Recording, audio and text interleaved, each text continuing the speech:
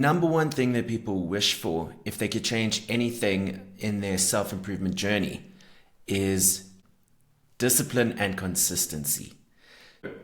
I've been doing research over the past 3-4 months in order to build something that helps people to reach their goals and to help them with self-improvement. Now, by career, I'm a behavioral economist. I am a decision scientist and an expert in human behavior, and particularly in the ways that human beings make mistakes in their decision making and barriers that stop us from getting to where we want to be.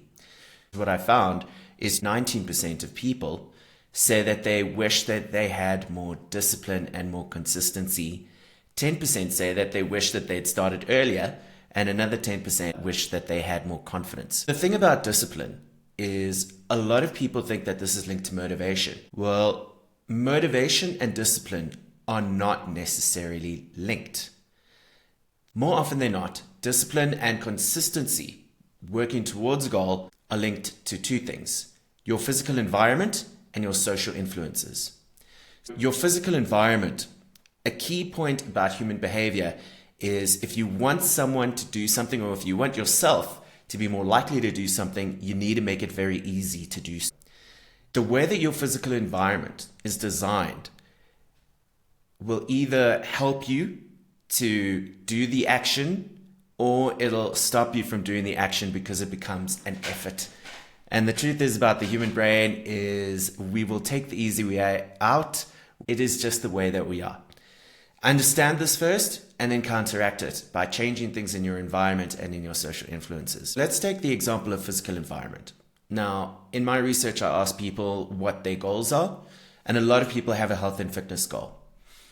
One of the ways to make it very easy to get to the gym or get onto the road, let's take gym as an example, is to find a gym that's close by and that's open late. If your gym is further away, you are far less likely to want to drive there.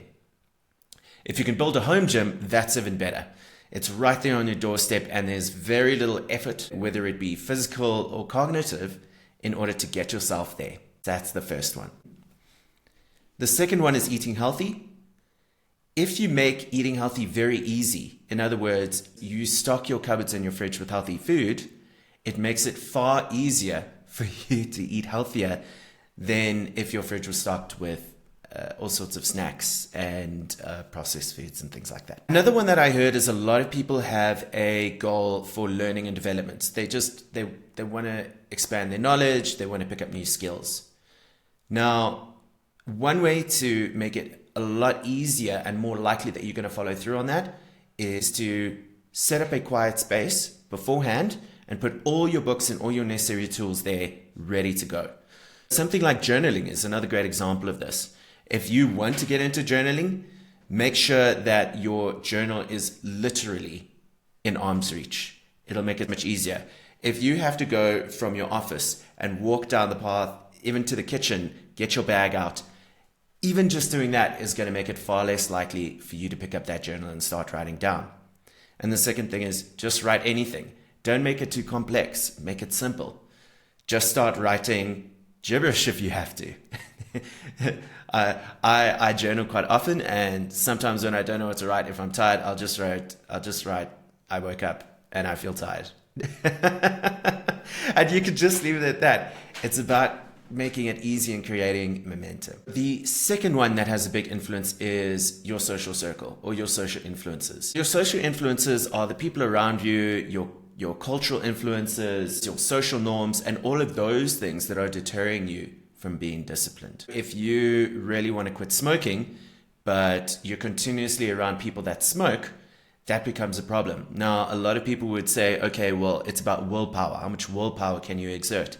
And that is true, but it is far easier and more likely for you to be consistent and then build a habit over time if you aren't around people that smoke. Some of the things that you can do in order to boost your discipline and consistency by making changes in your social influences is something like, if you have a health and fitness goal, invite someone, a friend, a colleague, or a family member to come with you to a running club.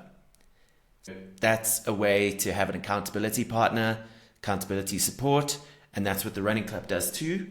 And that is such a big one in the research that I've been doing, is people are actively looking for ways to be held accountable. Another one, if you have a learning and development goal, find people that have a similar goal and start a study group. If you want to change healthy eating and those sort of habits, get the people that you live with involved. Now, you don't have to force them to do anything, but if you're going to make healthy meals, you can cook together.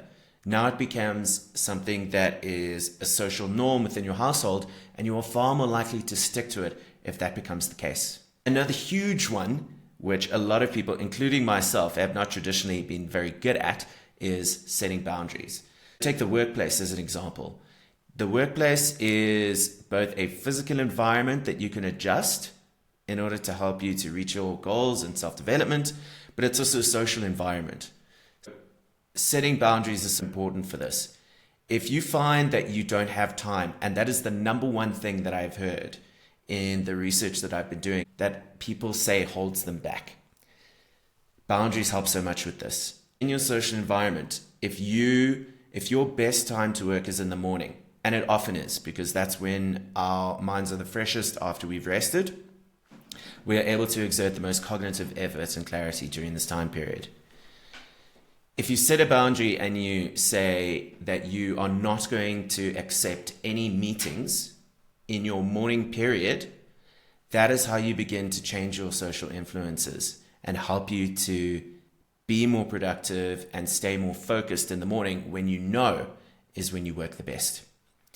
So some of that, you just block it out. I used to do this all the time. You block out your morning, and then you have to be willing to say no. But that is another way in which you make adaptations to your social circle and to your influences.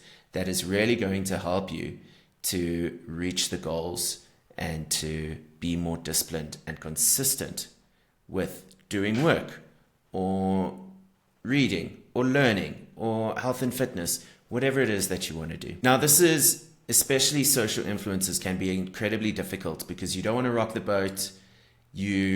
Oftentimes you don't want to step out of line because we fear that we are going to be ostracized in some way.